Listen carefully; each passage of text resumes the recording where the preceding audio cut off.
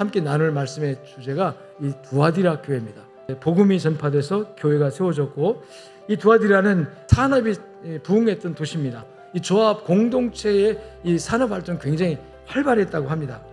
그런데 문제가 뭐냐면 조합원들이 공동체를 만들어서 그 조합원들이 같이 공동체 식사를 하고 모임을 가질 때마다 우상의 제물, 즉 우상의 신당의 제물로 바쳐졌던 그 식재료를 갖다가 이 공동 식사에서 재료를 써가지고 같이 식사를 나눴대요.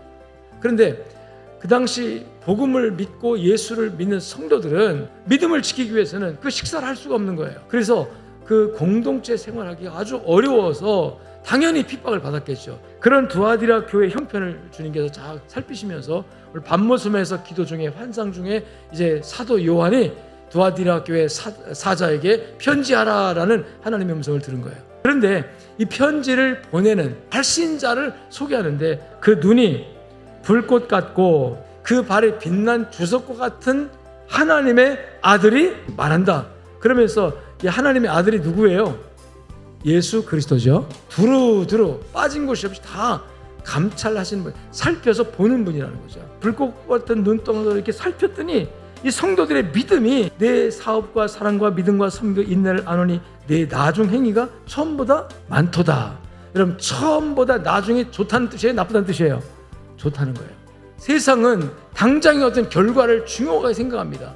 근데 지금 주님께서 볼 때 끝이 아름다워서 좋았는데 그 과정을 보니까 얼마나 진실하게 사고 얼마나 정말 중심을 보니까 정직하게 사는데 세상 사람들이 볼 때는 이건 아무것도 아닌 거예요. 근데 우리 믿는 사람들은 진실과 정직, 하나님 말씀 복음이 우리의 가치잖아요. 20절에 그러나 내게 책망할 것이 있다. 그러니까 이 두아디라 교회 성도들의 신앙이 대다수의 성도들이 정말로 동기와 과정을 순수하고 정직하게 믿음으로 말씀으로 복음으로 믿음을 지켰는가 하면, 그런데 그 과정이 정말 힘들고 어려우니까 결과적으로 유혹을 받습니다.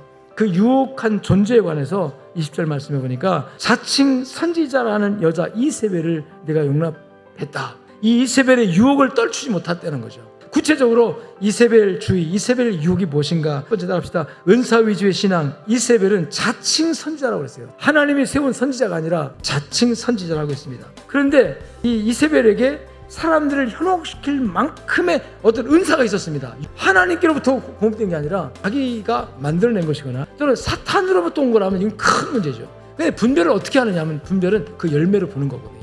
그 열매가 복음적이냐 아니냐 하는 것이 뭐냐면 예수님 중심이냐, 예수님의 성품을 추구하느냐, 아니면 자기의 욕심과 자기의 고집과 자기의 어떤 정욕에 의한 이런 부작용을 일으키면서 하는 것들이 다 사탄에게부터 온 거라는 거죠. 마지막 절 보면은 끝까지 이기는 자라는 그런 말씀이 나오는데요. 결론적인 예수 재림.